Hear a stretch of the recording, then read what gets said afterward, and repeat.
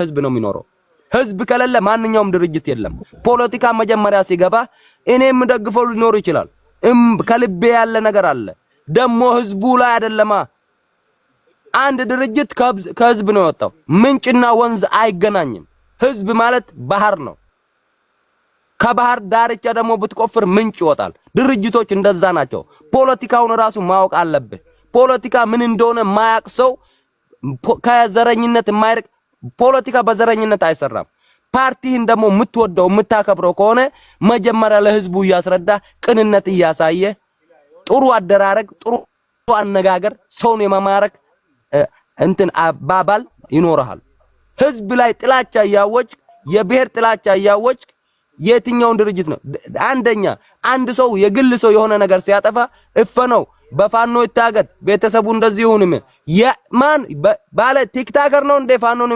የበታችነት ያሳዩኮ ፋኖ ድርጅት ነው ብሔሬን ነፃ ወጣለው የሚል ነገር ነው እኔም አለኝ እናንተም አለ በዛ አያገባንም የምትፈልገውን ደግፍ ብሩ ያንተ ነው ህይወቱ ያንተ ነው ውጣና ተጋደል አያገባኝም በህዝቤ ከመጣህ ግን አልመለስም አንተም በህዝብህ ከመጣው አትመለስም የሌለህበት ቦታ አንድ ሰው ሲሰለጥን ቲኳንዶ ከሰለጠነ ቲኳንዶ ነው ማሰልጠን የሚችለው ያልሰለጠንከውን ነገር ሰው ለማሰልጠን ማታረገውን ሰው አታስደርግ የደሃ ልጆች በሬ ሽጠው ተበድረው የመላይ ተቀጥቅጠው ነው የሚመጡት የብሔር ጥላቻ አንተ ስዘራ ፍየል እረኛው ነው የሚቀጣቀጠው እዛ ቦታ ላይ የለህም እምንኖረው ሰው ሀገር ውስጥ ነው ግን ግርግር ለሌባ ይመቻል የሚባለው እዚህ ጋር ነው መንግስት የሚደበቅ ሰው ፍየል የሚሰራ ሰው ግመል የሚሰራ ሰው አገር ሰላም ብሎ የሸብክ የብረት አልጋ ውጭ ላይ ያስቀምጣል ግማሹ ጥልቆ አነሳል አማርቲቲ ግማሹ ይነሳል ጋላ ይላል እሱ እዛ ቦታ ላይ የለም ነገሩን ለኩሶታል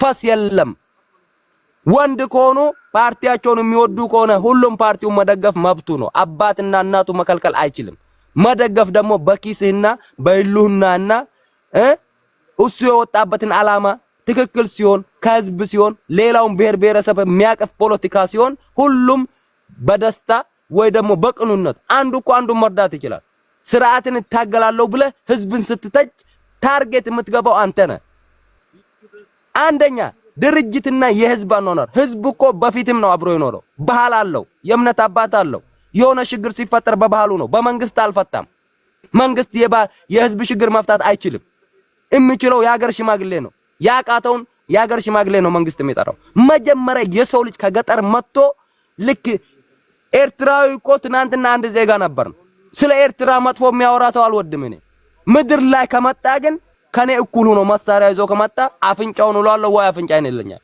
ህዝብን ደግሞ ቁማር አናድርገው ህዝብ የደሃ ልጅ ነው በሬ ሽጦ አህያ ሽጦ ተበድሮ እናቱ አልቅሳ ከሰው አንስታ ለደላላ ነው ያስገባቸው እዛው ነው መርዝ የሚረጩት ነገር የደሃ ልጅ ዋጋ የሚያስከፍል ነገር ነው እነሱም የዛ ጊዜ ምንድነው የሚያደርጉት አንድ ጥያቄ ለጠየቀ የሬሳ ሳጥን የሚሸጡ ሰዎች ጧት ቤታቸውን ሲከፍቱ እንደ ብለው ነው የሚጸልዩ ገበያቸው ስራችን የሚመሰል ኑር ነው ወይስ እንዴት ነው ነንጃ ሲመርቁ አይቻቸው ስለማላውቅ አላውቅም ማለት እንትን ሲሉ ሁሉም አንተ ወደ ስራ አሁን ለምሳሌ በሰላም ጠልዬ ነው ገባው ተናግብኝ ይላል ገበያተኛ ሰው የሬሳ ሳጥን የሚሸጥ ሰው ግን ዘመድና የሚል ዛሬ ገደ ይቅናኝ ይላል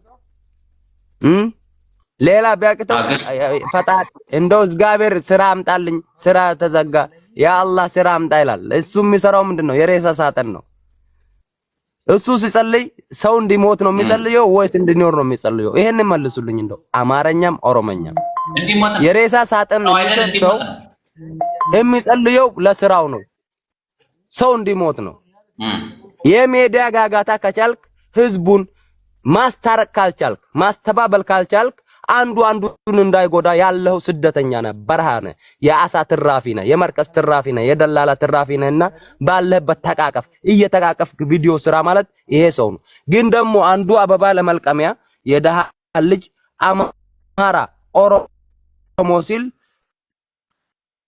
እዛ ውስጥ የሚጠፉ ህይወቶች አሉ ቤተሰቦቻቸው የሚፈልጎች አሉ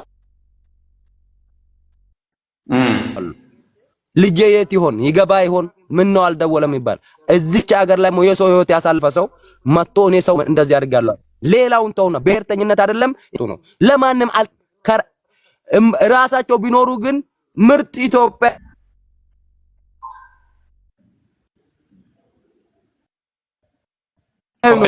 ጨዋ ነው ዝልፍ ነው ከጀምሮ ሚስ እስከሚደርስ የሚመጣው ሰው ምሁር ሰው ደህና ሃይማኖተኛ ታማኝ ሆኖ ነው የሚሄዱት። ወደ ላይ ሲያልፍ የሆነ የሚባቸው ነገር አለ። አንተ ተሰብሮ 80 60 ሰው መርከዝ መጥቶ አክመው መድኃኒት እየገዛ አብልታ አጠጥታ ሸኝተው በስ ገብቻል ሚል ሰው ተዋጠጥተው የሸኘው ሰው ተሰብሮ ገደል ውስጥ በመርከዝ በመንግስት ጥይት ተመቶ ያከምከው ሰው ወላሂ አንድ ሰው ደውሎልን አያውቅም።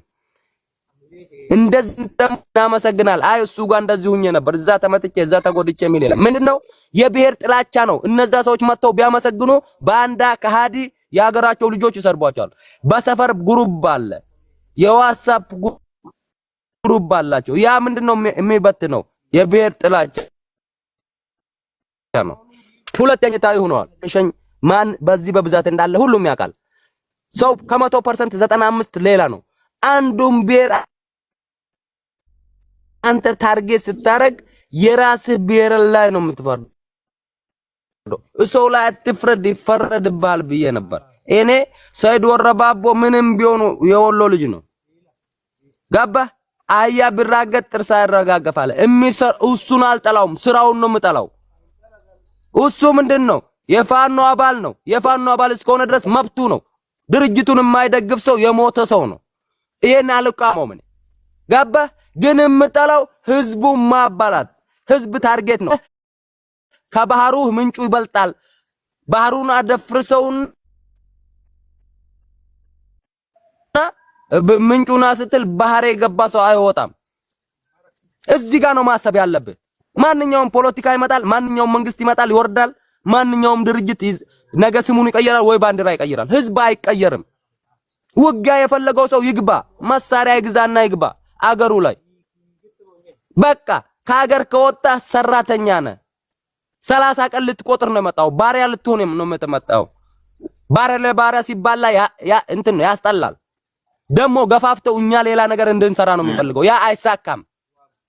እኩያቾችን ይምጡ፣ እነዚህ የሚደነፉት ይምጡና ከዛ በኋላ የቻለው እነዛ ራሱ ጥሬ ሩዝ ማብላት ነበር እንደ ፈረስ ማለት ነው። ግን እነሱ የሚጫወቱት የሚፈልጉት ታርጌቱ በተለይ በዚህ ድንበር ያሉት የኦሮሞ ልጆች ናቸው።